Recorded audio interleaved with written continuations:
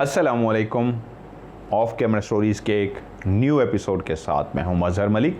Thank you so much and love you so much. आपकी मोहब्बतों का, आपकी फ़ीडबैक का, आपकी दुआओं का अल्लाह ताला आप सबको भी हमेशा ना सिर्फ अपने हिफ्ज़ व अमान में रखे बल्कि आप सब पे अल्लाह ताला की रहमत ख़ास हो। तमाम प्रोग्रामों का मुझे फ़ीडबैक मिलता है, लेकिन स्टोरी का जो फ़ीडबैक होता है वो बहुत ही डिफरेंट होता है। एक नशा सा है तमाम सुनने वालों को, जो मेल हैं या फ़ीमेल हैं, बच्चे भी उनमें शामिल हैं, बूढ़े भी हैं। वो कहते हैं कि जब तक स्टोरी ना सुन लें, यकीन माने हमें नींद नहीं आती। जैसे एक बंदा एक नशे का आदी सा हो गया है, तो ऐसा एक नशा हो गया है कि स्टोरी आए, स्टोरी सुने तो उसके बाद हम सोएंगे। मैं कोशिश करता हूँ सच्ची कहानियों को सिलेक्ट करूँ जो लोग भेजते हैं, या मेरी ज़िंदगी में जो ऐसे वाक़यात मेरे साथ गुज़रे हैं उनको भी आपके साथ शेयर करने की कोशिश करता हूँ। बहुत सारे वाक़यात ऐसे हैं जो मैं इजाज़त नहीं ले सका, शायद उन लोगों से दोबारा मुलाकात नहीं हो सकी, राब्ता नहीं हो सका। ख्वाहिश है उनसे राब्ता हो तो मैं उनसे इजाज़त ले सकूँ। बग़ैर इजाज़त के मैं आपको स्टोरी कभी नहीं सुना सकता, क्योंकि मैं नाम भी फ़र्ज़ी इसलिए मुझे बहुत सारे लोग कहानी भेज देते हैं और ये लिखना भूल जाते हैं कि नाम फ़र्ज़ी बताना है या रियल बताना है। तो मैं तब तक कहानी नहीं सुनाता जब तक राब्ता करके ये ना पूछ लूँ जी फ़र्ज़ी बताना है या रियल बताना है। आज जो मैं स्टोरी आपको सुनाने जा रहा हूँ, एक सच्ची कहानी। मसरूफ़ियत बहुत ज़्यादा थी, मैं इस उम्मीद में था, इंतज़ार में था कि थोड़ा सा रिलैक्स हूँ तो आपको ये कहानी मैं सुना दूँगा। वॉक करता होता हूँ मैं, आजकल नहीं कर रहा, गर्मियाँ बहुत ज़्यादा, तो मैं बहुत सारी जगहों पे निकल जाता हूँ। लाहौर में रहते हुए कभी पार्क में, कभी मैं रोड पे भी वॉक कर रहा होता हूँ, कभी मैं किसी इलाके में चले जाता हूँ, कभी किधर। मास्क लगाया होता है लेकिन बहुत सारे लोग फिर भी मास्क में पहचान लेते हैं। ऐसी ही किसी एक रश वाली जगह से गुजर रहा था, तंग सी सड़क थी, तो अचानक से एक साहब मेरे आगे आगे खड़े हो गए। मैंने उनकी तरफ देखा नहीं, मेरा मकसद तो सिर्फ गुजरना था, लेकिन शायद वो मेरा रास्ता रोकना चाह रहे थे। तो मैंने जैसे वो मेरे सामने आए तो मैंने साइड से होकर गुजरने की कोशिश की, तो वो उसी साइड पे मेरे सामने आ गए। तो मैंने दूसरी साइड पे गुजरने की कोशिश की तो वो उसी साइड पे सामने आ गए। तो एकदम मुझे उनकी तरफ देखना पड़ा कि भाई क्या हो गया है, खैर है। तो जब मैंने उनके चेहरे की तरफ, अच्छा मैं चलते हुए वॉक करते हुए अमूमन आगे की तरफ से नहीं, मैं नज़रें झुका के चलता हूँ, तो मुझे उनके चेहरे की तरफ देखना पड़ा, भाई क्या हो गया, खैर है। तो उनकी आँखें मेरी तरफ मुतवज्जो थीं, जैसे कह रही हों कि हाँ मेरी तरफ ज़रा तवज्जो दीजिए। जो मैंने उनकी तरफ देखा, मैंने कहा जी। उन्होंने कहा आप मज़हर मलिक हैं? क्योंकि मैंने मास्क लगाया हुआ था। मैंने कहा जी मैं मज़हर मलिक हूँ। उन्होंने हाथ आगे कर दिया। तो मैं हमेशा सबका दिल रखता हूँ, मैं हाथ मिलाता नहीं हूँ, क्योंकि डॉक्टरों ने, सब ने कहा हुआ है कोरोना में एहतियात करें, फासला रखें, हाथ मत मिलाएं, लेकिन मैं फिर भी किसी का दिल ना टूटे मैं हाथ मिला लेता हूँ। वरना मेरी कोशिश ये होती है दूर से कह देता हूँ प्लीज़ हाथ ना मिलाएं। एहतियात है, आप सल्लल्लाहु अलैहि वसल्लम ने भी कहा था जब वबा हो तो पूरी एहतियात करो। तो मैं भी उस सुन्नत को सामने रखते हुए एहतियात करता हूँ, क्योंकि उस बीमारी को लगने की वजह से सिर्फ मुझे नहीं लगेगी, मेरी फैमिली तक भी वो पहुंचेगी, तो इसलिए सबको एहतियात करनी चाहिए। मैंने हाथ मिलाया। उन्होंने कहा मैं आपका बहुत बड़ा फ़ैन हूँ, मैं आपके प्रोग्राम देखता हूँ, आपकी कहानियाँ सुनता हूँ और फलां फलां। मैं कहा जी थैंक यू सो मच। ऐसे बातें होने लगी। तो रोड पर ही हम खड़े हैं, ज़रा साइड पर होकर खड़े हो गए। कहते हैं आपके पास थोड़ा सा टाइम होगा? जब उन्होंने ये जुमला कहा तो मैंने एकदम से उनके चेहरे की तरफ देखा, और जब मैंने चेहरे की तरफ देखा तो मुझे महसूस हुआ जिस शख्स से मैं मुखातिब हूँ, उसने मास्क लगाया हुआ था, वो नॉर्मल शख्स नहीं है, कुछ है उसके अंदर। क्या है आगे आपको पता लगेगा। और मैं चौंक सा गया। मैंने कहा जी बताइए, कहीं हम बैठ सकते हैं? मैंने इधर उधर देखा। मैंने कहा या एक जूस वाली दुकान है, अगर आप ईजी समझे तो हम वहाँ बैठ जाते हैं। कहते आ जाइए, पिलाऊँगा मैं कहा नहीं आप मेरे मेहमान हैं, मैं आपको पिलाऊँगा। कहते नहीं, मज़ीद हो गए। मैं कहा चलें ठीक है, आप अगर इतनी आपकी ख्वाहिश है, वरना मेरी ख्वाहिश थी मेरे मेहमान है मैं पिला देता। हम वहाँ पे गए तो 2 चेयर्स एक जगह पे पड़ी थी बिल्कुल साइड पे, उसको मज़ीद उठा के थोड़ा सा और पीछे लेके आ, मेरी चेयर भी उन्होंने उठा ली, आप यहाँ पे आ जाइए। मैं उनके पास चला गया, कुर्सियों में बैठ गए तो उसने मास्क उतार दिया।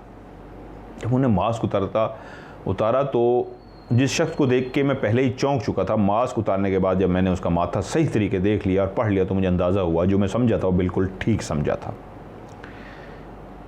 उसकी आंखों की चमक ही मुझे बता रही थी कुछ तो है। कहते आप सबकी कहानियाँ सुनाते हैं, आज मेरी ख्वाहिश है मेरी भी कहानी आप सुने पहले, फिर आप खुद फैसला करें इसको सुनाना चाहिए या नहीं है। मैं आप पे छोड़ूंगा, लेकिन मेरी ख्वाहिश है आप मेरी कहानी सुने। मैं कहा जी ज़रूर, मेरी ख्वाहिश होगी आप मुझे कहानी सुनाएं। आपने जूस का ऑर्डर दे दिया। नाम उसने कहा मेरा गुमनाम रखिएगा। मैंने कहा क्या, आप बता दें मैं आपका नाम क्या रखूँ? उसने कहा गुमनाम रख लीजिएगा। चले, मैं कहा ये भी ठीक है, फर्जी नाम गुमनाम आपका रख लूँगा। ठीक है, सुनाइए। उसने मुझे अपनी कहानी सुनाई। उसने कहा मदर भाई, मैं ना ही अमीर और ना ही गरीब फैमिली से ताल्लुक़ रखता हूँ। मैं एक ऐसी फैमिली से ताल्लुक़ रखता हूँ जो माशाल्लाह ज़रूरियात ज़िंदगी की सारी चीज़ें उस घर में थीं। आहिस्ता आहिस्ता जब मैं बड़ा हुआ तो मेरे अंदर एक जुनून था, मेरे अंदर एक शौक़ था कि मैं कुछ अनोखा करूं, मैं कुछ निराला करूं, मैं कुछ डिफरेंट करूं। कभी मैंने मार्शल आर्ट सीखने की कोशिश की, दिल नहीं लगा। कभी मैंने जिम करने की कोशिश की, दिल नहीं लगा। कभी मैंने सिंगिंग करने की कोशिश की, दिल नहीं लगा। मैंने ये काम करने की कोशिश की, सारे काम करे, दिल नहीं लगता था। मुझे लगता था कुछ हट के करूँ, और मुझे खुद समझ नहीं आती थी ये हट के से मेरी अपने आप से मैं सवाल करता था क्या करना चाहता हूँ। कहानियाँ पढ़ता था, किताबें पढ़ता था, डाइजेस्ट पढ़ता था। तो एक दिन मेरे हाथ एक ऐसी किताब लगी जो अमलियात की किताब थी, जिस पे चिल्ला करने का तरीका सिखाया गया था, आमिल बनने का तरीका सिखाया गया था। आपके अंदर ये ताकत आ जाएगी, आपके अंदर आप ये आ जाएगा, जिनको आप ग़ुलाम कैसे बना सकते हैं, जिनको आप कैदी कैसे कर सकते हैं, किसी को काबू कैसे कर सकते हैं, किसी को अपना ताबे कैसे कर सकते हैं। आप किसी की तरफ आंख उठा के देखें तो आपके पीछे चलता हुआ जाए। ऐसी बहुत सारी चीज़ें थी। मेरा इंटरेस्ट पैदा हुआ उस किताब को पढ़ने का। मैंने उस किताब को पढ़ना शुरू कर दिया। मेरे दिल ने, मेरे दिमाग ने कहा ये था वो बड़ा काम जो मैं करना चाहता था, जिसकी मुझे ख्वाहिश थी, और आज जाके इसकी मुझे किताब मिली है, अब मुझे ये करना है। मैंने अपने एक दोस्त से मशवरा किया। उसने कहा यार ये एक सस्ती सी किताब जो मार्केट में मिल जाती है, तुम्हें किसने ये कहा है कि इसके करने से कुछ होगा? कुछ भी नहीं होगा, ये बकवास है। कहता है फिर भी मैंने किताब उसमें से एक चूज़ किया कि ये अमल, ये वजीफ़ा मैंने ये चिल्ला करना है। उन दिनों में मैं शादीशुदा हो चुका था और मेरी शादी को अभी ज़्यादा अरसा भी नहीं हुआ था। मेरे यहाँ बच्चा कोई भी नहीं था। मेरी बेगम ने भी वो किताब देख ली मुझे। उसने कहा ये आप क्या करने लगे हैं? उसको पता था मैं एक जुनूनी शख्स हूँ, कभी इस चीज़ का शौक़, कभी इस चीज़ का, कभी इस चीज़ का। तो मुझे मना करती रही। तो मैंने उसे कहा देखो, मैंने कभी भी तुम्हें किसी चीज़ से नहीं रोका, तुम्हें हर तरह का ख्याल करता हूँ या नहीं करता। मेरी बीवी ने कहा आप मुझे बहुत खुश रखते हैं, हमारी लव मैरिज है और लव प्लस अरेंज, दोनों ने पसंद किया था एक दूसरे को, लेकिन वालिदैन ने जाके बाकायदा फिर रिश्ता मांगा था। उसने कहा मेरा बहुत ख्याल रखते हैं, लेकिन मुझे भी आपसे प्यार है और मैं नहीं चाहती आपकी ज़ात को कोई नुकसान हो। तो मैंने उसको मुतमईन किया अगर तुम्हें मेरी ज़ात पे यकीन है तो फिर यकीन रखो, कुछ नहीं होगा। वो मान गई। और फिर जब वो रात को सो जाती तो मैं साथ वाले कमरे में बैठ के वजीफ़ा शुरू कर देता। मेरा जुनून जूं जूं बढ़ता गया, मेरे अंदर खौफ भी था। वो मैं सारे कोशिशों में लगा हुआ था कि किसी तरीके एक जिन में काबू कर लूं, और जब मेरे पास जिन आ जाएगा तो फिर मेरे पास ताकत आ जाएगी, उस जिन से मैं बहुत बड़े काम ले सकूंगा। मैंने काफ़ी दिन चिल्ला किया, लेकिन मुझे कोई भी रिस्पांस ना मिला और मुझे अंदाज़ा हो गया कि वाकई इस तरह तो कुछ भी नहीं होने लगा। कुछ भी मुझे महसूस नहीं हुआ। मैं दोस्त उसी के पास गया कि यार तूने मुझे कहा था कुछ भी नहीं होगा इस किताब से, तो किस तरह तूने कहा था? उसने कहा यार ये एक आम सी किताबें हैं जो मार्केट में बिक रही हैं, इसमें वो लोग सही नहीं सिखाते, बताते ठीक हैं कि तरीका यही है, लेकिन उसमें कुछ ना कुछ जान के गलतियां कर देते हैं, ऐसी चीज़ें गलत लिख देते हैं या लिखते नहीं हैं जिसके ना करने से या गलत करने से वो होता ही नहीं है। तो मैंने उससे पूछा या फिर इसका हल क्या है, लोग कैसे करते हैं? उसने कहा इसके लिए रियल किताबें होती हैं, ओरिजिनल किताबें होती हैं, पुराने दौर की किताबें होती हैं जो थी, वो वाली कहीं से मिल जाए तो फिर उससे हो सकता है।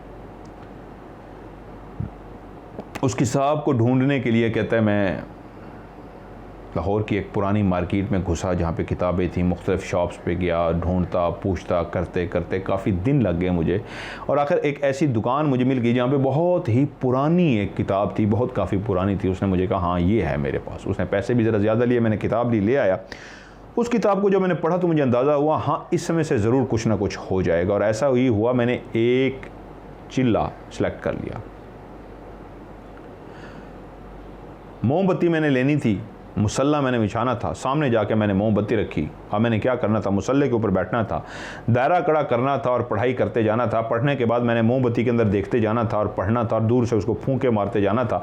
उंगली की तरफ पढ़ता, यूँ करके फिर यूँ करना होता था। ऐसी बहुत सारी चीज़ें जो मैं इस वक्त स्टोरी में नहीं सुनाऊँगा। उसने मुझे सारा बताया क्योंकि उसको पता था कि मैं अमलियात जानता हूँ। तो उसने कहा आपको तो पता है। मैं उसको खुद भी बताता गया, फिर यूँ किया, फिर यूँ किया। उसने कहा जी बिल्कुल आप सही कह रहे हैं, ऐसे ही किया। अब मुझे करना क्या था, वो जो उसकी आग जलती थी मोमबत्ती की, उसके अंदर देखते रहना था। उसका जो साइड पे शैडो बन रहा था, उस शैडो के अंदर पीछे जिन्नात ने आके बैठना था। वजीफ़ा यही है, चिल्ला बिल्कुल यही है। कोई उस्ताद नहीं, किसी की गाइडलाइन नहीं, और वो डायरेक्ट बैठ गया और उसने करना शुरू कर दिया। और शैडो के अंदर वो देखता रहा कि शैडो के अंदर कब आके कौन बैठता है। वो जिन आके बैठता है तो पीछे से आके जब जिन आके बैठता तो वो शैडो में नज़र आ जाता है कि कोई आके बैठा है। या तो वो आपको सलाम करेंगे या आप फिर पहल करें अस्सलाम वालेकुम, तो वो जवाब देते हैं। काफ़ी दिन करता रहा, शैडो तो ना नज़र आया, लेकिन होना कुछ गड़बड़ घर के अंदर ज़रूर शुरू हो गई। बीवी ने कहना शुरू कर दिया कि मैं रात को लेटी होती हूँ तो पहले कभी ऐसा नहीं हुआ, मैं डर जाती हूँ। उसने कहा तुम्हारा वहम हो गया क्योंकि तुम्हें पता है मैं एक वजीफ़ा कर रहा हूँ तो इसलिए। उसने कहा नहीं, मेरा वहम नहीं है, मुझे ऐसे लगता है जैसे मैं रात को आप नहीं होते, मेरी आँख खुलती है तो मुझे महसूस होता है आप साथ लेटे हैं, और आँख अगर खुल जाए तो कल यार मैंने आपके ऊपर हाथ रखा होता है, जब मुड़ के देखती हूँ कोई भी नहीं होता। शौहर ने कहा तुम पागल हो गई हो, ऐसे कैसे हो सकता है। उसने कहा मेरे साथ कई दफ़ा हुआ। उसने कहा तुम्हारा वहम है, ऐसा कुछ भी नहीं है, तुमने दिमाग पे जो सवार कर लिया है। बेगम उसको कई दफ़ा बताती कि कभी मैंने ये देखा है, मुझे ये महसूस हुआ है, कोई गुजरा है कमरे में से, मैंने शाम के टाइम पे देखा था, कोई भागता हुआ गया है, मैंने दिन को देखा था, एक रोशनी सी जो निकली थी। शौहर कहता, उसको मुतमईन करता, गुमनाम उसको मुतमईन करता कि तुम्हारा वहम है, ऐसा कुछ भी नहीं है। मैं जो बैठा प्रॉपर चिल्ला कर रहा हूँ, इस कोशिश में लगा हूँ, मुझे कुछ भी नहीं नजर आया, तुम्हें कैसे नज़र आ सकता है। वो कह रहा है तकरीबन 21वीं रात थी मुझे वजीफ़ा करते हुए, मैं बैठा वही वजीफ़ा कर रहा था कि मेरी बीवी ने चीख मारी, और वो इतनी ज़ोर से चीखी कि मैं डर गया, मैं उठ के भाग पड़ा। और कहता है मैं जैसे ही उस दायरे कड़े से उठा हूँ, भागा हूँ, तो मुझे थप्पड़ों की जिस तरह बारिश हो जाती है, मेरे मुंह पे थप्पड़ों की बारिश हो गई है। क्योंकि मैंने दायरा कड़ा खोला नहीं था, उसका तरीका जो किताब में भी लिखा था, जब मैं उठता था रोज़ तो दायरा कड़ा खोल के उठता था, क्योंकि 21 रातों में हुआ ही कुछ नहीं था। मैं ना उम्मीद हो चला था कि ये भी किताब बिल्कुल ही ऐसे झूठी है, कुछ भी नहीं होगा। तो इसलिए जब उसकी चीखों की आवाज़ आई तो मैं वैसे ही थक चुका था यार, इस वजीफे से भी कुछ नहीं होता। मैंने बगैर दायरा कड़ा खोले उठ के खड़ा हुआ तो मेरे मुंह पे थप्पड़ों की बारिश शुरू हो गई, और उसके बाद मेरी चीखें थीं, और इतनी ऊंची ऊंची मैं चीखें मारता हुआ बेगम तक पहुंचा कि मेरे माँ बाप भी जो ऊपर सोए थे वो भी जाग गए। और जब मैं कमरे में गया तो मेरी बीवी सोई हुई थी, उसने कोई भी चीख नहीं मारी थी। अब मेरा मुंह लाल हो चुका था, कान शाएं शाएं कर रहे थे, और मेरी चीखों से मेरी बीवी भी जाग गई थी, और वो उठ के बैठ गई थी, और उसने मुझसे पूछा क्या हुआ है, क्या हुआ है। मैं थोड़ा सा जब नॉर्मल हुआ तो मुझे एकदम एहसास हो गया कि मैं बहुत ज़्यादा बुखलाया हुआ हूँ, बहुत ज़्यादा डरा हुआ हूँ। मैं एकदम से मैंने अपने आप को कूल करने की कोशिश की। मेरे अंदर थोड़ा सा हिम्मत हौसला तो था, मैं बिल्कुल डरपोक तो नहीं था, तभी मैं इतना कुछ कर रहा था, जुनून तो मेरे अंदर था। और जब मुझे नॉर्मल हुई तो थोड़ी देर के बाद दरवाज़ा जब बाहर से नॉक हुआ तो मैं समझ गया अब्बू की आवाज़ थी, वो आए थे। मैंने बीवी को कहा जाके कहें वो ज़रा नींद में ऐसे डर गए थे, अब सो के हैं। मैं नहीं चाहता था मेरी इस कंडीशन को वालिदैन देखें या उन तक बात पहुँचे, तो वो मुझे सख्ती से इन सब चीज़ों से मना कर देते। मेरी बीवी ना चाहते हुए बेचारी मेरा कहना मान के गई और यही कह दिया वो ज़रा ख्वाब में ऐसे डर गए थे, कोई बात नहीं, अब वो सो गया, परेशान ना हो। वो रात ये सोचते हुए बीवी भी परेशान और मैं भी सोचते हुए गुजर गई कि अगर ये सब कुछ गलत नहीं था, ठीक था, तो मुझे क्यों कुछ महसूस नहीं हुआ, और जब मैं उठा तो मुझे थप्पड़ क्यों पड़े। मैं फिर अपने उस दोस्त के पास गया, मैंने कहा यार तूने मुझे किताब का कहा था, मैंने ये सारा तजर्बा किया है, किताब भी ले ली, तू कैसे जानता है। उसने कहा यार शौक़ मुझे भी है, लेकिन मुझे किसने कहा था बग़ैर उस्ताद के ये काम नहीं कर सकते, बग़ैर उस्ताद के करें तो ये होता है, तूने बग़ैर उस्ताद के किया तो इसलिए तेरा ये काम हुआ। तुझे अगर शौक़ है ना, जुनून है, मैं तुझे मशवरा दूं, कोई उस्ताद ढूंढ। और मैंने दिल में ठान ली कि हाँ अब मैं कोई उस्ताद ही ढूंढूंगा जो मुझे सिखाएगा। बीवी मेरी डिस्टर्ब हो गई थी मेरी चीखों की वजह से। उस रात भी हम बैठ के काफ़ी बातें करते रहे, मुझे समझाती रही और मैं चुप करके सुनता रहा। सुबह तक मेरी बेहतर हो गई थी। चेहरे जो थप्पड़ पड़े थे इतना ज़्यादा मुझे सर में और गाल पे तो कम, मतलब कान वाली जगह पे, मैं डर भी गया था उन थप्पड़ों से, मैं परेशान भी था, लेकिन मेरा जुनून ख़त्म नहीं हुआ था। इतना अंदाज़ा मुझे हो गया था, इसका मतलब है सब फ्रॉड नहीं है, इसका मतलब है कुछ ना कुछ होता है और ये मैंने गलती की थी इसलिए हुआ था। मुझे किसी उस्ताद को ढूंढना पड़ेगा। अब मेरी तलाश शुरू हो गई, एक ऐसे उस्ताद की तलाश में जो मुझे कुछ सिखा सके। मेरा जुनून बढ़ता जा रहा था। मेरा जो अपना काम था, ड्यूटी थी, जॉब थी, वो भी मैं कर रहा था, लेकिन मेरा जुनून बढ़ता जा रहा था, कुछ मैं सीखना है। मेरी बीवी ने एक दिन मुझे एक ऐसी बात कही कि उसने कहा, या आज फैसला कर लें, या आप वाकई किसी उस्ताद से अगर आप करना चाहते हैं, इतना ही आपको जुनून है, तो मैं नहीं चाहती आपकी ज़ात को कोई नुकसान पहुँचे, आप कोई उस्ताद ढूंढें, या मेरी अगर आप मानते हैं मुझसे प्यार करते तो इस काम को छोड़ दे। बीवी ने ये बात इसलिए कही थी, उसको पता था मैं नहीं छोड़ूंगा, मैं जुनूनी बंदा हूँ, मैं हर काम मानता हूँ, हर बात मानता हूँ, हर चीज़ करता हूँ, लेकिन जिस चीज़ को जुनून बना लूँ वो नहीं छोड़ सकता।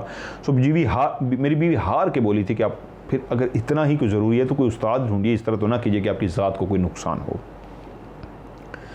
उस्ताद ढूंढते ढूंढते ढूंढते एक शख्स से पता लगा कि एक उस्ताद तो है, और वो है भी पहुंचा हुआ, वो काला जादू करता है। अगर वो मुझे अपनी शागिर्दी में ले ले तो वो मुझे बहुत कुछ बता सकता है, और वो फलां जगह पे बैठता है। मैं ढूंढते ढूंढते ढूंढते उस जगह पे पहुंच ही गया जहाँ पे एक झोंपड़ी सी बनी हुई थी कब्रिस्तान के साथ ही, और वो वहाँ पे बैठा था। वो एक फ़कीर सा था, उसने सफ़ेद चुगवा सा अजीब सा पहना हुआ था, नीचे से वो सारा ब्लैक था, सफ़ेद था, टुकड़े लगे हुए थे अजीब से, अंगूठियाँ सारी भरी हुई थी, मालाएं पहनी हुई थी, बाल उलझे हुए बड़े बड़े, कब से नहीं नहाया था, सिगरेट वो बार बार अभी सिगरेट बुझती ही नहीं थी, ख़त्म नहीं होती थी, दूसरी लगा लेता था। मैं उसके पास जब गया तो वो सर नीचे करके बैठा रहा, मैं चुप करके बैठ के, उसने मुझे कहा बोलना नहीं, वो खुद ही तुमसे बात करेगा। मैं काफ़ी देर बैठा रहा, और जब उसने सर उठाया तो उसकी आँखें नहीं थी, लाल अंगारे थे, जैसे जलते हुए कोयले होते हैं, लाल ऐसी आँखें थी, सिगरेट उसने लगाई हुई थी। उसने मुझे देखते ही कहा, क्या सीखना चाहता है? मैं हैरान हो गया कि ये वाकई कोई पहुंची हुई हस्ती है जिसको बताए बगैर समझ आ गई कि मैं कुछ सीखना चाहता हूँ। मैंने कहा, आप जो सिखा दें। उसने कहा, तेरे अंदर जुनून तो है लेकिन तू कर नहीं सकेगा, जुनून अपनी जगह, तू कर नहीं सकेगा। मैंने कहा, बाबा जी आप मुझे शागिर्दी मिले, आप मुझे जो कहेंगे मैं कर लूँगा। उसने कहा, क्या कर सकता है तू? मैंने कहा, आप मुझे बताइए, इम्तिहान तो आपने लेना है, मैं क्या कर सकता हूँ? उसने कहा, मैंने तुझे देख लिया, तू नहीं कर सकता। जब उसने कहा ये नहीं कर सकता तो मेरे अंदर एकदम से एक जुनून से उठा कि ये मुझे कैसे कह रहे हैं। मैंने कहा, बाबा जी आपको पता है मैं जब जिस चीज़ का ठान लेता हूँ मैं कर गुजरता हूँ। असल में उसको जज्बाती कर रहा था बाबा। उसने कहा, फिर सोच ले, या तो अभी यहीं से चला जा, मैं तुझे खुद कह रहा हूँ चला जा, तेरे बस का काम नहीं है, और अगर तूने अब हाँ कर दी कि हाँ मैं करूँगा तो फिर वापस नहीं जाने दूंगा, तुझे नुकसान हो जाएगा, तेरे माँ बाप को नुकसान हो जाएगा, तेरे घर वालों को नुकसान हो जाएगा, तुझे तो होगा ही होगा, पहले तेरे प्यारे मरेंगे फिर तू मरेगा। फैसला कर ले, या चला जा या फिर वो सब कुछ करना पड़ेगा जो मैं कहूँगा, फिर अगर सब कुछ करेगा तो पा भी लेगा। मैंने कहा, जी सब कुछ करूँगा। उसने कहा, सोच पहले, ऐसे हाँ मत कर। मगरिब के बाद का टाइम, हर तरफ खामोशी थी, या उस बाबे की आवाज़ आती थी या मैं जवाब दे रहा था। कुछ देर मैंने भी सोचा, वाकई यार कुछ मुश्किल ही ना करना पड़ जाए, बाबा पता नहीं क्या कहता है, मैंने कभी ज़िंदगी में किया ही नहीं था, ना मुझे अंदाज़ा था। मैंने थोड़ी देर सोचने के बाद कहा, बाबा जी मुझे कबूल है। मैंने कहा, तीसरी दफ़ा फिर पूछूंगा, सोच ले, या वापस चला जा या जो कहूँगा करना पड़ेगा। तो मैंने उनसे कहा, बाबा जी जो से क्या मुराद है? उन्होंने कहा, जो से मुराद ये है, तुझे मैं जो भी बोलूँगा तुझे वही करना होगा, तू मुझसे सवाल जवाब नहीं करेगा, तू गुनाह सवाब का भी नहीं पूछेगा, तू हलाल हराम का भी नहीं पूछेगा। मैं तुझे वो सब कुछ दे दूंगा जो तू चाहता है, तेरे काबिज कर वो चीज़ आ जाएगी, जिसकी तू जुस्तजू में आएगा वो तेरी ही गुलामी में होगी, जो तू बोलेगा वो चीज़ वही करेगी, तू उसको पा लेगा, लेकिन उसको पाने से पहले वो तुझे सब कुछ करना होगा जो वो चीज़ चाहती है। वो चीज़ अगर किसी का गला दबाने को कह दे तो तू गला भी दबाएगा। तो मैं हंस पड़ा, बाबा जी ऐसे तो नहीं हो सकता। उसने कहा, चला जा, फिर तू क्यों बैठा यहाँ पे? वो जलाल से मैं आ गया। मैंने कहा, नहीं बाबा जी मेरा मतलब यही नहीं था, मैं डर रहा था कि किस तरीके इनकार ना कर दे। तो उसने कहा, तूने ये कहा कैसे कि ये कैसे नहीं हो सकता, कुछ भी हो सकता है। इस तरह की बातें हुई कि उसको मुख्तसर करूँ, उसने कबूल कर लिया, मैं करूँगा। बाबा ने कहा, जा फिर एक जगह चूज़ कर, कब्रिस्तान जहाँ पे पहला काम तूने क्या करना है, एक कब्र खोदनी है, बिल्कुल जिस तरह एक मुर्दे के लिए कब्र खोदी जाती है। और कब्र खोदने के बाद शुरू में तुझे उस कब्र के अंदर ओपन बैठना है, बाद में एक फट्टा सा लकड़ी सा लेके उस कब्र को बंद करके अंधेरे में उसके अंदर पड़ना है, और ये हड्डियाँ अरेंज कर, इस जानवर की हड्डी। मैं परेशान हो गया, बाबा जी मैं हड्डी ये वाली तो इस जानवर की मुझे कहाँ से मिलेगी, तो जानवर ही नहीं मिलता तो इसकी हड्डी कहाँ से आएगी। उसने कहा जा हड्डी में मैं तुझे इतना पैसे लिया, मैं मंगवा दूंगा, हड्डी भी मिल जाएगी। मैंने पूछा बाबा जी ये तो शहर है, यहाँ पे रश है, तो क्या मैं किसी देहात में जा सकता हूँ दूर दराज अपने पिंड शिंड? उन्होंने कहा जहाँ दिल करे जा, और बेहतर है तो पिंड में ही कर। पहले नहीं बताता, बहुत सारी चीज़ें आगे आपको बताता हूँ। अब उसने बाबा से अच्छे खासे, बाबा ने उससे पैसे ले लिए, एक जानवर की जो एक हड्डी थी एक ख़ास जगह की, उस हड्डी पे उसने बैठ के अमल करना था। उसका जो देहात था वो बिल्कुल करीब ही था, कोई ज़्यादा दूर नहीं था। उसको कोई 1.5 से पौने 2 घंटे लगते थे आने जाने में, वो आ जा सकता था।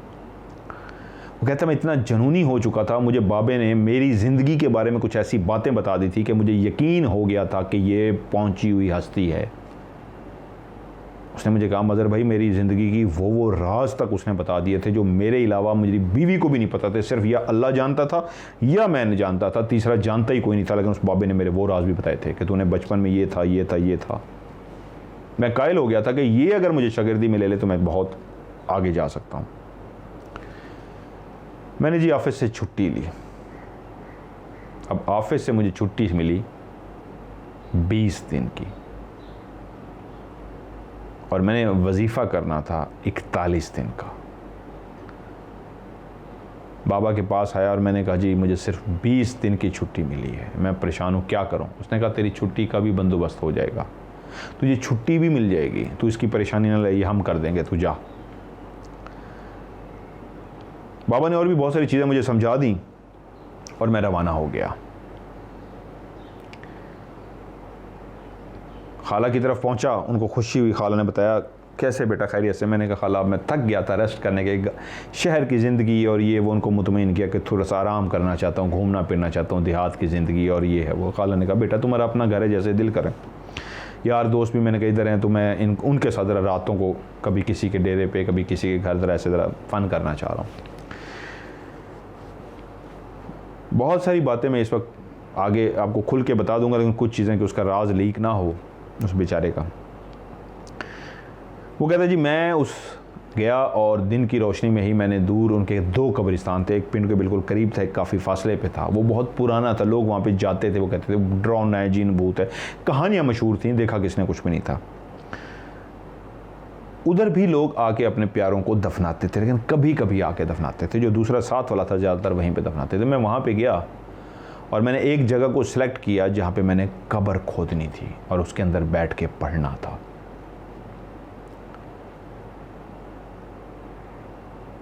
मगरिब के बाद मैं जब वहाँ पे गया, कोई भी इंसान वहाँ उस कब्रिस्तान में नहीं आता था, अंधेरा फैलना शुरू हो गया था।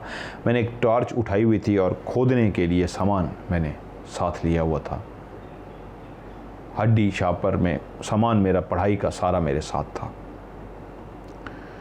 मैं जब कब्रिस्तान में दाखिल हुआ तो इतनी खामोशी थी, मुझे इतना ज़्यादा डर लग रहा था कि मैं पहली दफ़ा एक ऐसा काम कर रहा था। जनूनी तो मैं था, फ़ैसला तो कर चुका था, लेकिन ये भी एक मुश्किल काम था कि कब्र को खोदना और उसके अंदर बैठ के पढ़ाई करना। मैं जब कब्रिस्तान में दाखिल हुआ तो इतनी खामोशी थी, इतना अंधेरा था, मुझे लगता था कब्रों के अंदर से मुर्दे उठ के बैठ गए मुझे देखने के लिए। मैं इधर इधर यूँ अपने आँखों को घुमाता था तो मुझे डर सा लगता था कि कोई मुर्दा उठ के बैठ ही ना जाए। मतलूबा उस जगह पे पहुंचा और फिर मैंने उसको खोदना शुरू कर दिया। जब मैं एक चोट लगाता ज़मीन के ऊपर तो मुझे ऐसा लगता जैसे पीछे कोई खटका सा हुआ है। मैं मुड़ के देखता, पीछे कोई भी नहीं होता था।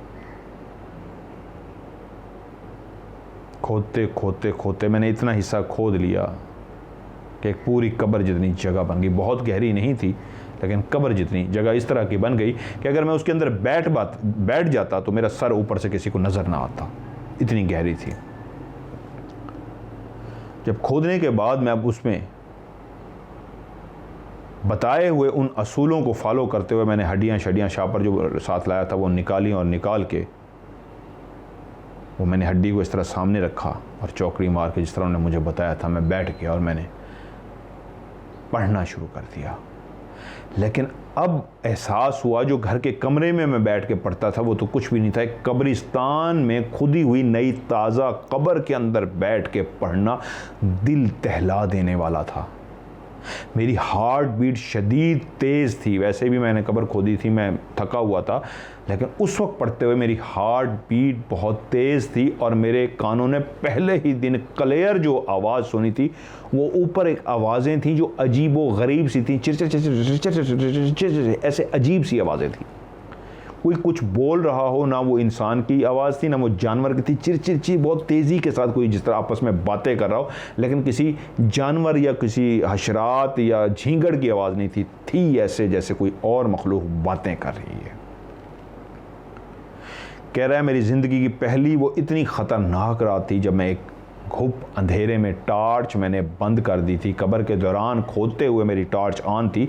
जब मैंने कब्र खोद ली थी और उसके बाद जब मैं कब्र में बैठ गया, वो हड्डी उस अंदाज में रख ली और उसके बाद फिर अब जब मैंने शुरू करना था तो मैंने टॉर्च को जैसे ही ऑफ़ किया तो मैं घुप अंधेरी कब्र के अंदर बैठा था जिसमें थोड़ी सी ऊपर रोशनी आ रही थी जो चाँद की जो ऊपर थी हल्की हल्की आ रही थी, और मैं बैठा पढ़ रहा था। मेरे कान मेरी दिल की धड़कन को इस तरह लग रहा था जैसे बाहर आवाज़ आ रही है मेरे दिल की धड़कन की, और मेरे कान उसको ऐसा लग रहा था जैसे सुन पा रहे हैं, और मैं पढ़ रहा था। कई दफ़ा पत्ते इतना ज़्यादा ज़ोर से हिले जैसे लगा कोई इंसान अंदर आ गया है। मुझे उन्होंने ये कहा था चाहे कुछ भी हो जाए मैंने इस कब्र से उठना नहीं था। कई दफ़ा खटका हुआ, कई दफ़ा चिरचिर की आवाज़ें आई, बहुत दफ़ा दिल किया कि मैं भाग जाऊं, आज ही मौका है मैं भाग जाऊं, लेकिन उसने कहा था भागोगे। जब उसने जो मौका दिया था कि अभी चले जाओ या उसके बाद फिर अगर चल पड़े इस रास्ते पे फिर वापसी नहीं, मेरे पास वापसी नहीं थी। मेरा कई दफ़ा दिल किया मैं इसको रोक दूं, लेकिन मैं नहीं रोक सका। मुझे ख़तरा था कि वो वाकई मुझे नुकसान पहुंचा सकता है। 3 रातें मुझे इसी तरह बैठ के पढ़ना था। पहली रात जो थी वो बहुत ही खौफनाक थी। घुप अंधेरे में कब्र के अंदर बैठ के पढ़ना ही एक बहुत बड़ा खौफ था। आवाज़ें तो बाद का मसला था। मैंने वो जो एक तरीका बताया गया था मैंने पढ़ाई का वो मुकम्मल किया, और मैंने पूछा उनसे आपने क्या पढ़ते रहे, तो उन्होंने मुझे जो बताया वो पूर्वी कलाम थे। वो यही समझा रहा ये तो आम सी चीज़ें जो आम से कलाम है, और पूर्वी कलाम जो उसको शुरू में बताए गए थे उसमें बहुत सारी इस्लाम के नाम भी आते हैं। हज़रत सुलेमान अलैहिस्सलाम का नाम भी आता है। और कहता है मैंने वो कलाम जब ख़त्म किया मेरी जान में जान आई। मैंने दायरा कड़ा अपना सारा वो इस तरह किया और कब्र से निकला, हड्डियाँ शड्डियाँ उठा के वापस डाली और घर की तरफ चल पड़ा। 3 रातें मैंने इसी तरह गुजार ली। दूसरी रात मुझे कम खौफ आया, तीसरी रात मज़ीद कम खौफ आया।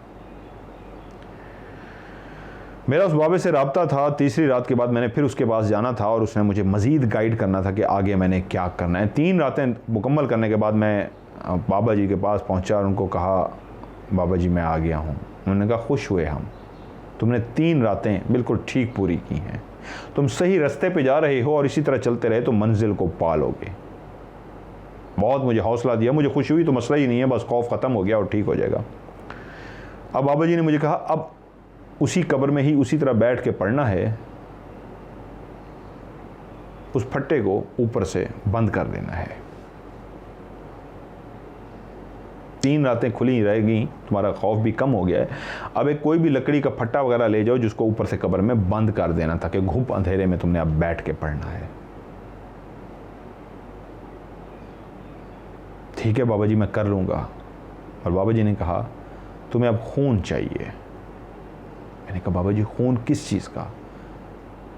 उसने कहा किसी भी गोश्त वाली दुकान पे जाओ कि जब किसी जानवर को ज़िबह किया जाए, जब उस पर वो तकबीर पढ़ेगा तो वो तकबीर पढ़ रहा होगा, तुम पीछे खड़े होकर ये लफ्ज़ पढ़ना। उसकी तकबीर से पहले तुम ये लफ्ज़ पढ़ना कि तुमने ये वाले लफ्ज़ उसके ऊपर पढ़े हैं, और जब उसकी गर्दन कट जाए उसमें से खून निकले तो खून भर लेना।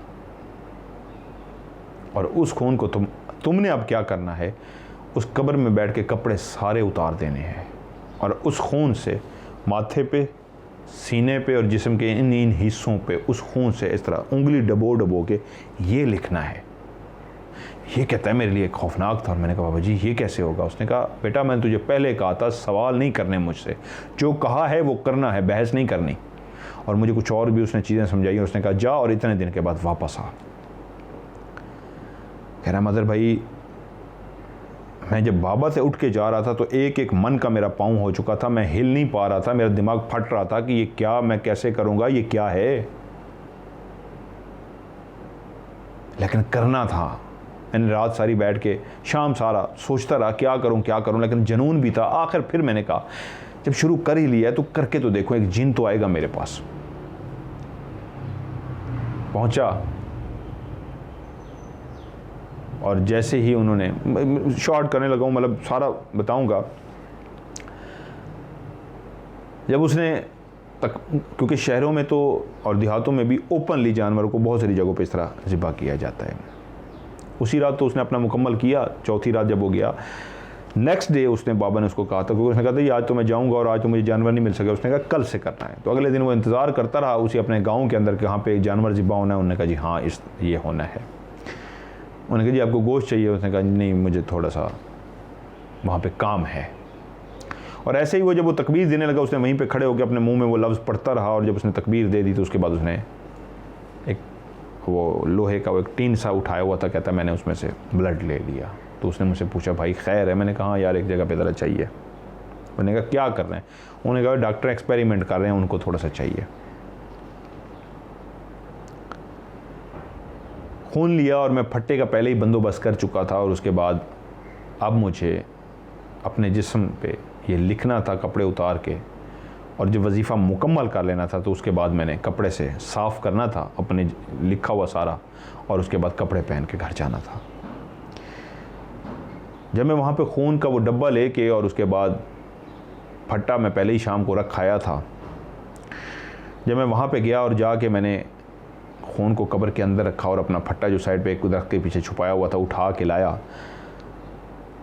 आज जब मैं कब्र के अंदर बैठने लगा था तो पहली रात जो मुझे खौफ लगा था, आज उससे भी कई गुना खौफ था, ज़्यादा था मेरे अंदर। और जब मैं कब्र के अंदर बैठ गया तो उसके बाद वो जो फट्टा मैंने ऊपर रखा हुआ था साइड पे, उसको मैंने हाथों से उठा के उसको बिल्कुल उसके ऊपर रख दिया। तो इस तरह खूब अंधेरा हो गया जैसे ओरिजिनल कब्र के अंदर अंधेरा होता है। मेरा एकदम से इतना दिल घबराना शुरू हो गया। कहता है मैंने जल्दी से उठा और मैंने फट्टा हटा दिया, ऊंचे ऊंचे सांस लेना शुरू कर दिया। मुझे लग रहा था मैं मर जाऊंगा, मुझे इतना खौफ आ रहा था। मुझे लगा मैं क्या करूं, मुझसे ये नहीं होगा, लेकिन मेरा जुनून कह रहा था नहीं तुम्हें करना है। अब मैं खुद पर शशोपंज में था, करूं ना करूं। फिर मैंने अपने अंदर हिम्मत की, थोड़ा सा सांस लिया। जब सांस बहाल हुआ तो फिर मैंने वही खून उठाया, कपड़े उतारे और जिस तरह उसने लिखने को कहा था उस तरह सारा लिखा, जिस्म के ऊपर, माथे के ऊपर, सीने के ऊपर, जहाँ जहाँ उसने कहा था मैंने लिखा। मैं बहुत सारी जगह आपको नहीं बता रहा, उसने सारे जिस्म पे लिखने को कहा था। उसके बाद फट्टा उसने ऊपर बंद किया और जो कहता है जैसे ही फट्टा बंद हुआ फिर मेरा सांस बंद होना शुरू हो गया, घुप अंधेरा हो गया और मुझे लगे मैं एक जीता जागता इंसान, वाकई कब्र में मुझे किसी ने बंद कर दिया है।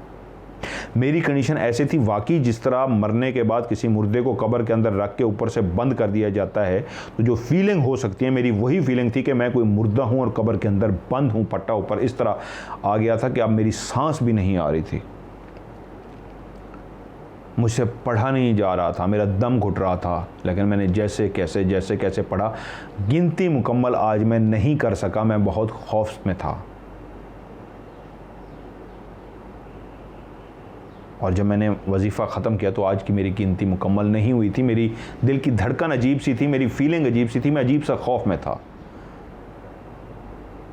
अगले दिन ही मैं जब बाबा के पास गया तो पहले ही मेरा इंतज़ार कर रहा था। उसकी आंखें लाल पीली जो होती थी, लाल सुर्ख होती थी, आज और ही सुर्ख थी और वो जलाल में था। उसने कहा तू चाहता क्या है, तू मरना चाहता है? मैंने तुझे रात तो बचा लिया। और उसने उसको इतना, मतलब उसकी क्लास ली, इतना उसके साथ सख्ती से बोला कि तूने किया क्या है, तूने रात मुकम्मल नहीं किया, मैंने तुझे बचा लिया है, मैं ना होता तू मारा जाता, तूने क्या किया है ये? कि वो डर गया। उसने कहा तूने आज तो ये गलती कर दी, आज तुझे पहली दफ़ा माफ़ कर रहा हूँ, अब गलती ना करी।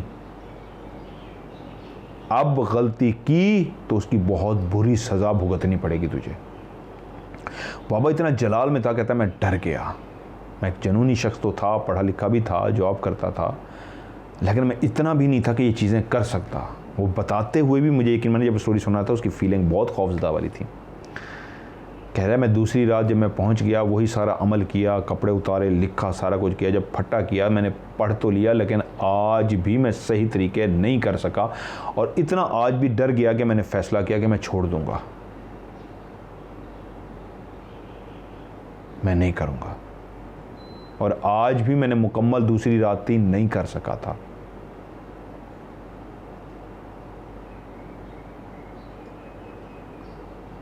मुकम्मल तो मतलब ज़ाहिर कड़ा तो दूसरा कर लिया था, पढ़ाई गिनती पूरी नहीं की थी। और मैं आज ये नियत करके उस बाबे के पास जा रहा था, मुझसे नहीं हो सकेगा, मुझे माफ़ कर दे, मैं उनके पाँव पकड़ लूँगा, मैं माफ़ी मांगूंगा, ये मेरे बस का रोग नहीं है। मैं जब बाबे के पास गया तो आज चुप था, मुझे देखता रहा। उसने कहा तूने फिर आज नहीं किया, जा जो करना है कर, अब तेरी मर्जी है, मैं तुझे कुछ नहीं कहूँगा, जा। मैं चाहता था बाबा मुझे डांटे और कुछ कहे, मैंने कहा बाबा जी मैं नहीं कर सकता। उसने कहा तू करेगा, तू छोड़ ही नहीं सकता। मैंने कहा बाबा जी मैं आपके पाँव पकड़ने को तैयार हूँ। मैंने उसको ये क्लियर कहा कि मैं नहीं कर सकता, मुझे माफ़ कर दे। बाबा हंसा कहता है तू करेगा, तू नहीं करेगा तो तू खुद नहीं मरेगा, तेरे प्यारे मरेंगे, जा। और उसने कुछ ऐसी बातें की कि मैं डर गया। और जब मैं बाहर निकला तो मुझे वाइफ की कॉल आई और उसने मुझे बताया खाला जिनके घर में मैं रह रहा हूँ उनकी तबीयत शदीद ख़राब है, उनको एमरजेंसी में हॉस्पिटल लेके गए हैं। मैं एकदम से समझ गया ये कुछ हो ना हो बाबे की तरफ है। मैं भागता बाबे के पास गया, मैंने कहा बाबा मेरी खाला की तबीयत ख़राब है। उसने कहा सिर्फ आज रात कर ले, तूने आज कर दिया तो ये बच जाएगी, ना किया तो आजमा ले, कल ये मर जाएगी। मैंने उसके पाँव पकड़ने की कोशिश की। उसने कहा मेरे करीब ना वो जलाल में था, उसने कहा करीब ना जा, या इसको बचा या कर। अब मैं वहाँ से डिसाइड हो के निकला कि या अल्लाह मैं क्या करूँ, मैं किसी को बता भी नहीं सकता, मैं कुछ कर भी नहीं सकता, मेरे पास कोई प्रूफ भी नहीं है, मैं क्या करूँ। मैं कब्र में पहुँच गया और जिस वक्त मैं कब्र में पहुँचा और मैंने बैठ के पढ़ाई शुरू की तो आज मैंने गिनती सारी मुकम्मल की। मैं खौफ में भी था, मेरी दिल की धड़कन भी अजीब थी, मैं एक अजीब सी पोजीशन में था। लेकिन आज जब मैं बैठा तो मेरे फट्टे के ऊपर बाकायदा तौर पे किसी चीज़ ने कूदना शुरू कर दिया। मैं कांप रहा था अंदर, मुझे लगता था मेरा दिल फट जाएगा, मैं मर जाऊंगा खौफ से। कोई चीज़ बाकायदा छलांगे मार रही थी, जैसे कोई 2-3 इंसान ऊपर खड़े होकर ज़ोर ज़ोर से छलांगे मारते हैं, मेरे उस फट्टे के ऊपर कोई छलांगे मार रहा था। लेकिन सिर्फ एक छलांग की आवाज़ थी, उसके अलावा कोई भी आवाज़ नहीं थी जो मैं सुन पाता। और मैं नीचे बैठा हुआ था। मुझे ये पता था कि अगर मुझे इतना अंदाज़ा हो गया था मैंने ना पढ़ा तो मेरी खाला मर जाएगी। मैंने आज जोर लगाया, अल्लाह से गिड़गिड़ा भी रहा था मैं कहाँ फंस गया। और मैं पढ़ता रहा। आज मैंने गिनती मुकम्मल कर ली और वो वक्फे से कोई ऊपर छलांगे मारता रहा, लेकिन मैंने अपनी गिनती नहीं छोड़ी। वो छलांगे मारने वाला इस अंदाज में छलांगे लगाता था कि मैं चुप हो जाऊं, मैं ना पढ़ूं, लेकिन मैं पढ़ता रहा। मुझे मेरी खाला याद आ रही थी, मुझे खुदा मेरा याद आ रहा था, मैं पढ़ता रहा। और जब मैं खाला की तरफ सुबह पहुंचा तो उन्होंने बताया अब उनकी तबीयत, रात इतने बजे उनकी तबीयत ठीक हो गई थी। डॉक्टरों ने हमें जवाब दे दिया था कि इनको बड़े शहर लेके जाएं, ये हमारी तरफ से फारिग है, ये नहीं बच सकती। लेकिन रात के उस पहर जब मैं पढ़ने के लिए बैठा था तो उस वक्त उनकी तबीयत खुद ब खुद संभलना शुरू हो गई थी। मैं पहुंचा उस बाबे के पास, उसको मैंने माफ़ी मांगी और मैंने कहा मैं करने को तैयार हूँ, माफ़ कर दें। और उसने जो अगली फरमाइश की वो इतनी खौफनाक थी कि मेरे कन पट्टी और ये हिस्से फटना शुरू हो गए, शाई शाई की आवाज़ आना शुरू होगी। वो क्या उसको मैं लफ्ज़ जो उसने उसको तो बहुत बुरे अल्फाज कहते उस बाबे के, मैं इस वक्त फैमिलीज़ भी सुनती वो लफ्ज़ नहीं कह सकता, कि उस खबीस ने मुस्कुराते हुए मुझे कहा था जा अब तू ये कर, नहीं करेगा तो देख तेरा कौन कौन सा प्यारा जाता है।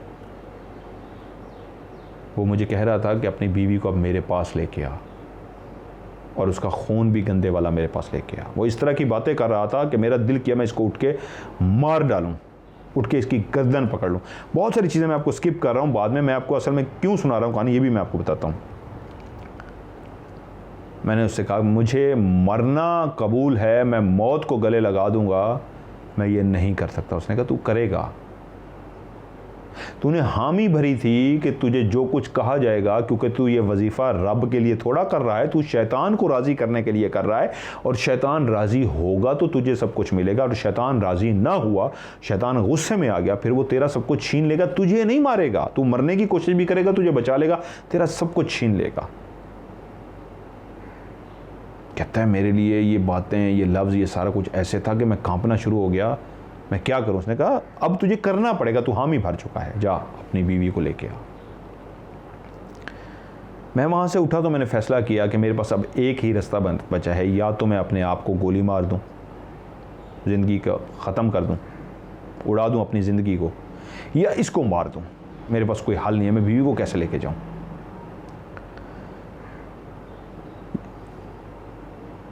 वो कह रहा है कि मेरी इस एक्सट्रीम लेवल पे मैं पहुंच गया था कि मुझे फैसला करना था, मुझे पता था कुछ ना कुछ हो जाएगा।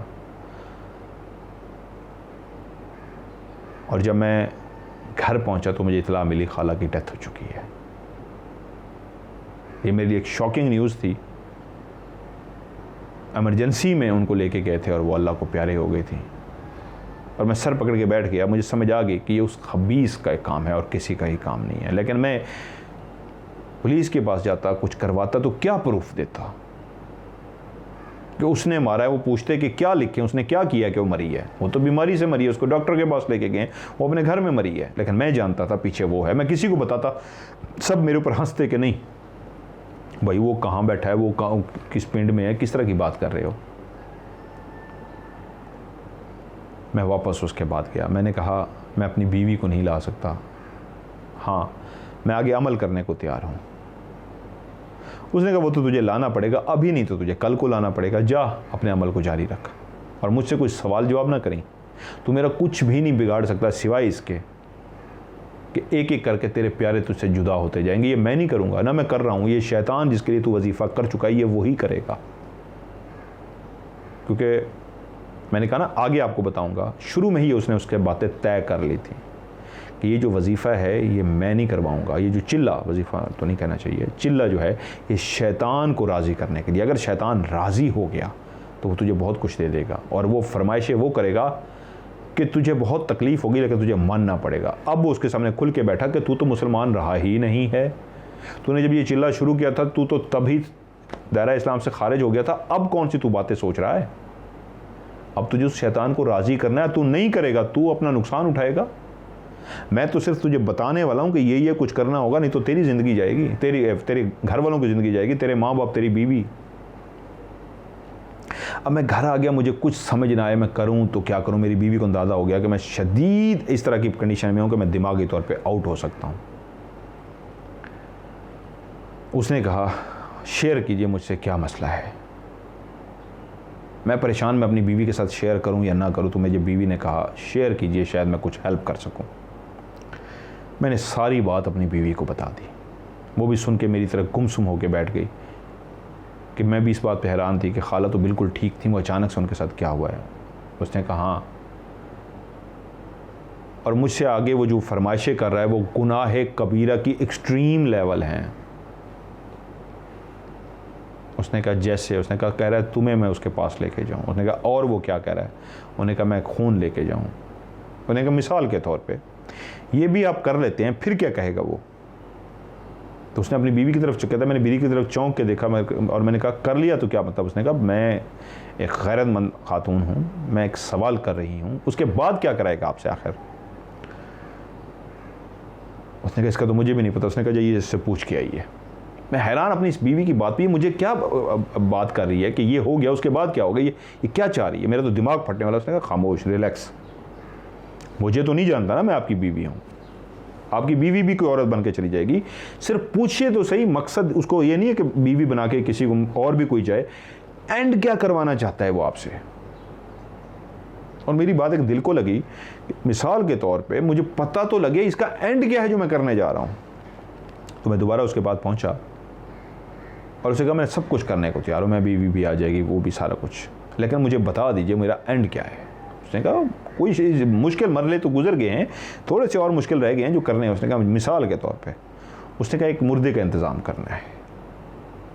उन्होंने कहा वो तो आप कर देंगे। उसने कहा नहीं, तुम ही कब्र खोदोगे और उसमें से एक मुर्दा निकालोगे और उसको चाकू से उसका दिल निकालोगे, ताज़ा मुर्दा, और जब उसका दिल निकालोगे तो उसके ऊपर जिस दिन पढ़ाई कर लोगे, वही पढ़ाई वाला वही दिल जो है तुमने शैतान को देना है, वो तुमसे राज़ी हो जाएगा। ये इसका एंड है। सबसे बड़ा जो डेंजरस काम है वो यही है। ये कोई इतना मुश्किल काम नहीं है, आसान है, तुम कर लोगे। उसको फिर मेंटली तौर पे कायल कर रहा था। यही बात जाके उसने अपनी बीवी को बताई कि तुम्हें भी मैं समझ नहीं सका, तुमने मुझे भेजा और मैं उसे पूछ के भी आ गया। और उसने कहा इस तरह मुर्दे को ताज़ा जो दफनाया गया होगा मैं कब्र खोदूंगा, छुरी से उसका दिल निकालूंगा और उसके ऊपर बैठ के वो पढ़ूंगा और वो जो दिल है शैतान को पेश करूंगा तो मेरा काम हो जाएगा। तो बीवी ने, उसको बहुत समझदार थी, उसको डील कर रही थी, तो उसने कहा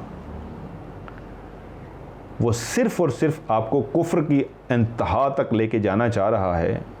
मैं बहुत सारी चीज़ों को ज़िंदगी में, मुझे पढ़ने का बहुत शौक़ रहा है और कुछ इस तरह की चीज़ें मैंने पढ़ी रखी हैं कि कुफ्र की इंतहा क्या होती है। कुछ ऐसे आमिल या पीर बाबे जो बने बैठे होते हैं वो किस लेवल पे क्या कराते हैं, मैं देखना ये चाह रही थी ये अमल कौन सा कर रहा है। तो उसने कहा मैं हैरान हूँ, क्या तुम इन चीज़ों को जानती हो? उसने कहा नहीं, मैं इन चीज़ों को नहीं जानती, लेकिन मैंने कहा ना मेरा पढ़ने का शौक़ रहा है। मैंने बहुत सारी इस्लाम की ही बुक्स पढ़ी हैं जिसमें इस्लाम की बुक्स में लिखा गया था कि जब कोई दायरा इस्लाम से खारिज होकर कुफ्र की इस इंतहा को पहुँचता है तो ये कुछ भी करता है। आप जाइए और उसको जाके अब आपने एक काम करना है, एक फ़िक्रा कहना है। उसने कहा क्या? उसने कहा सबसे पहले तो मुसल्ला बिछा के यहीं पे जितना गिड़गिड़ा के माफ़ी मांग सकते हैं अपने रब के आगे माफ़ी मांग के। अभी तक ऑलरेडी जो आप कर चुके हैं, आप शैतान के लिए बहुत गलत कर चुके हैं। खाला की ज़िंदगी गई है, वो अल्लाह ताला ने ही लिखी थी ज़िंदगी गई है, कोई इंसान किसी को नहीं मार सकता, उसकी भी तौबा कीजिए।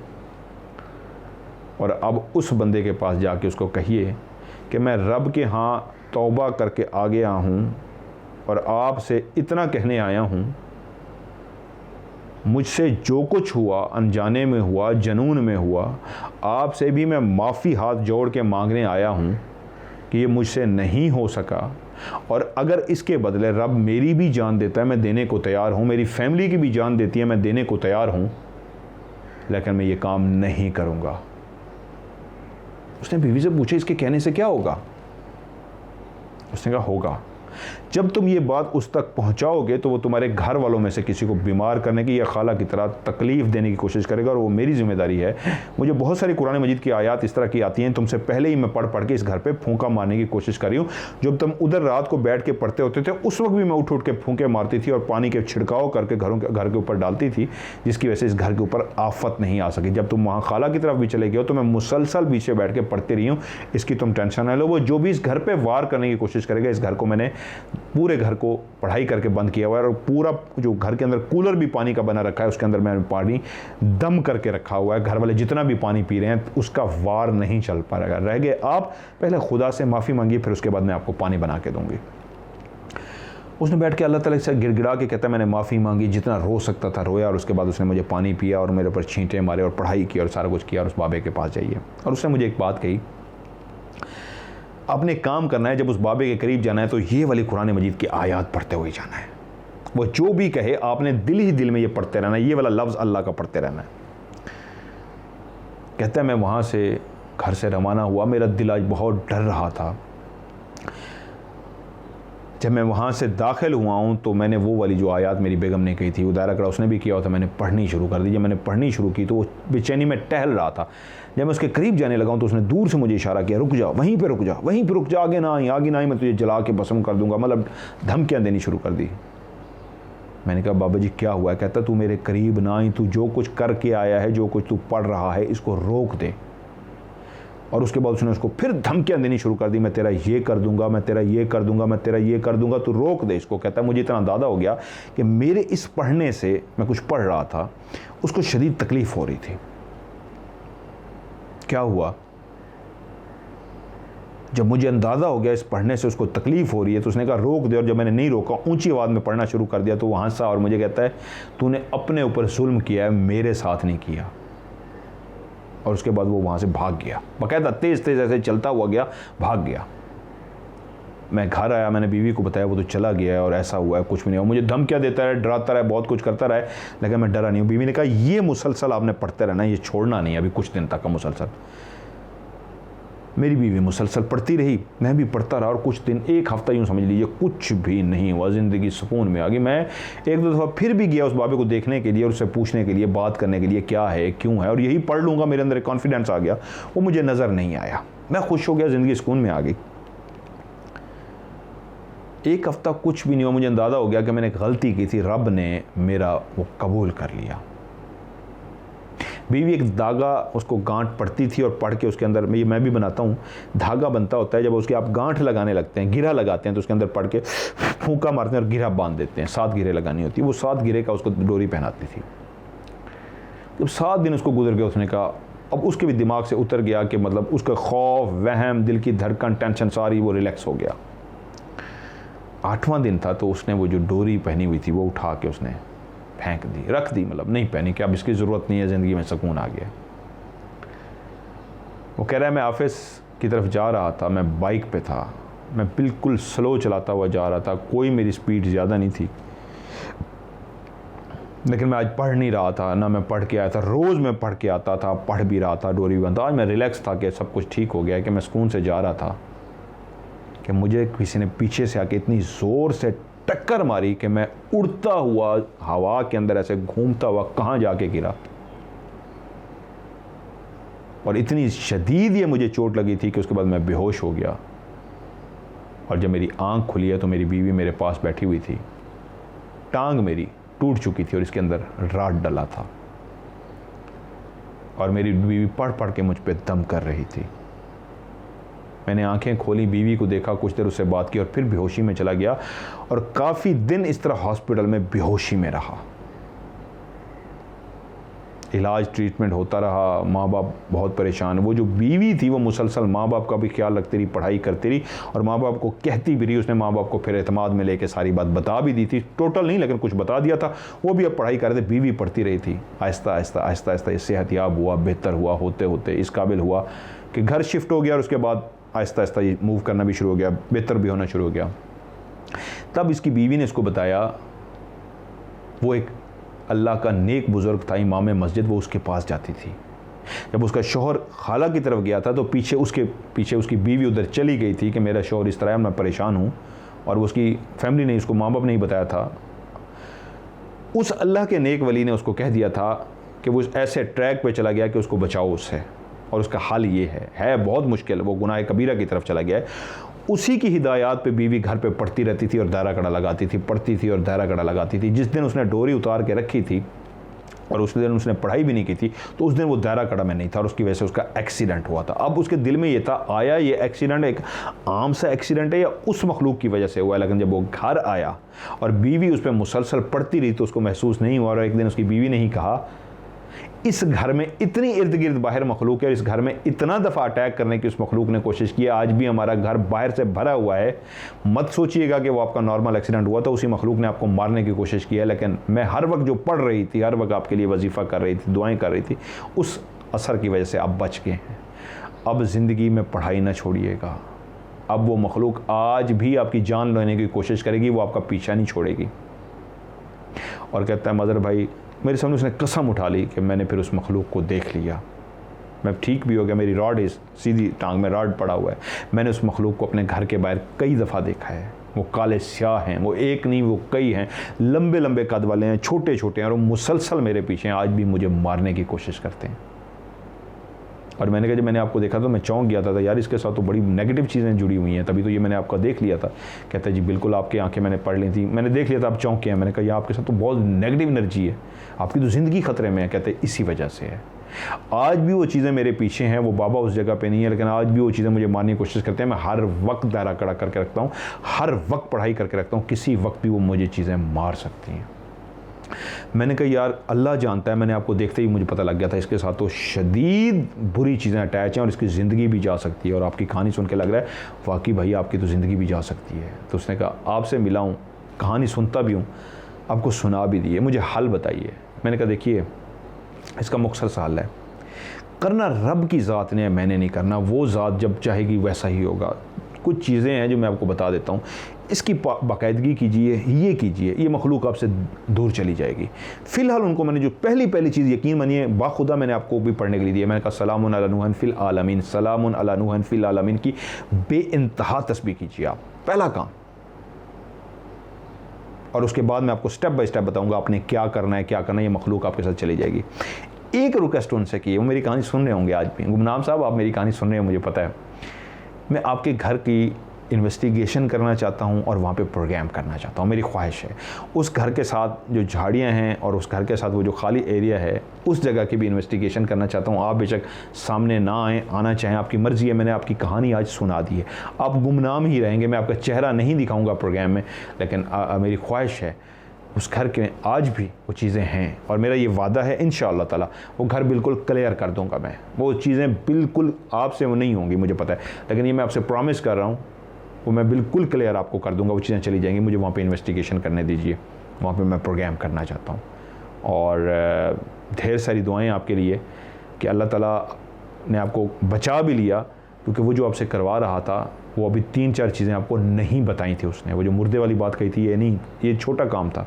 3-4 अभी उसने आपसे ऐसे काम करवाने थे कि अगर आप वो काम कर लेते तो आप सारी ज़िंदगी भी तौबा करते तो फिर भी आपकी तौबा कबूल नहीं होनी थी, क्योंकि आपसे जो काम वो करवाने जा रहा था उससे उसको भी फ़ायदा होता, आपको मिलता या ना मिलता, आप दायरा इस्लाम से सारी ज़िंदगी के लिए खारिज हो जाते और मरते दम तक आप कुफ्र की ज़िंदगी गुजारते, ऐसी भयानक मौत मरते कि यकीन मानिए मैंने बहुत सारे लोगों के बारे में, बहरहाल अल्लाह ताला आपको बचा लिया, अल्लाह ताला ने, आप उस तरफ नहीं गए और ये सारा क्रेडिट आपकी बेगम को जाता है।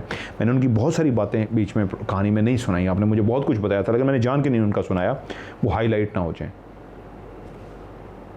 उनकी समझदारी और अल्लाह ताला से उनका जो एक रिश्ता बना हुआ था इबादत का, रूहानियत उनकी जो थी ना कि वो हर वक्त इबादत गुजार थी और हर वक्त कुरान मजीद की तिलावत करना, तस्बीहात करना, जिसकी वजह से अल्लाह को वो नेक बंदा जो इमाम मस्जिद था उनको मिल गया और उन्होंने आपको बचा लिया, वरना आप वापस नहीं जा सकते थे। आपकी वाकई वालदैन की ज़िंदगी भी ख़तरे में आ जाती, आपके वालदैन भी इस दुनिया में से जा सकते थे, आपकी बीवी भी जा सकती थी। और आखिरी बात, अभी भी आपकी ज़िंदगी ख़तरे में है। आपकी बीवी बिल्कुल सही कह रही है, छोड़ना नहीं है, जो कुछ पढ़ रहे हैं आप वो पढ़ते रहिएगा, लाजमी अभी ना छोड़िएगा। बाकी इंशाल्लाह दोबारा मुलाकात होती है तो इस पर बैठ के हम डिटेल से करते हैं।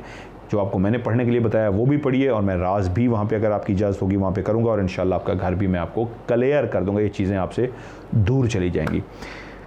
आज आपकी कहानी याद आई तो आपका चेहरा भी आंखों के आगे आ गया। मेरी ख्वाहिश है लोग आपको देख सकें, लेकिन मुझे पता है आप इजाज़त नहीं देंगे तो मैं क्योंकि आपके साथ मेरी एक सेल्फ़ी भी है, आपने बनाई थी और मुझे आपने सेंड भी की है। मैंने कहा मैं हर चीज़ इजाज़त से करता हूँ, बगैर इजाज़त नहीं। नाम आपने गुमनाम कहा तो मैंने इसलिए गुमनाम कह दिया, बाकी जितना आप इजाज़त देंगे, क्योंकि ये कहानी सुनाने का मतलब सिर्फ ये था कि इसका एंड भयानक है। कोई भी इस तरह सोचता है तो इतना जहन में रखिएगा, शुरू में आपको बताया यही जाएगा, कुछ भी नहीं सिर्फ ये है, लेकिन आगे ऐसी दलदल में आप फंसते जाते हैं, ऐसी दलदल में फंसते जाते हैं जिसका अंजाम बहुत ही भयानक होता है। सो खुदारा इस तरफ मत जाइएगा। सो ये आज गुमनाम की कहानी थी जो मैंने आपको सुनाई, और बहुत सारी कहानियाँ इंशाल्लाह जो आपकी आगे भी मैं आपको सुना दूंगा। आपकी भी कोई स्टोरी है मुझे सेंड कीजिए मेरे व्हाट्सअप नंबर पे, आप आवाज़ की सूरत में रिकॉर्ड करके भेजें, वॉइस मैसेज रिकॉर्ड करके भेजें या लिख के भेजें, लेकिन लाजमी लफ्ज़ नीचे स्टोरी ज़रूर लिखिएगा, उर्दू में या इंग्लिश में। और वॉइस मैसेज अगर रिकॉर्ड करें तो उसको कोशिश कीजिएगा एक ही लंबा मैसेज रिकॉर्ड करें, छोटे छोटे मैसेज रिकॉर्ड ना करें। सो मेरा व्हाट्सअप नंबर है +9231365500। मैं रिपीट कर देता हूँ, +923136655500। इस पर आप मुझे व्हाट्सअप कीजिए अपनी स्टोरी, इंशाल्लाह मैं आपकी स्टोरी भी प्रोग्राम में शामिल करूँगा। सो आज की स्टोरी से मज़र मिलेगा, आपसे इजाज़त चाहता है। अपना ढेर सारा ख्याल रखिएगा। खुदा हाफ़िज़।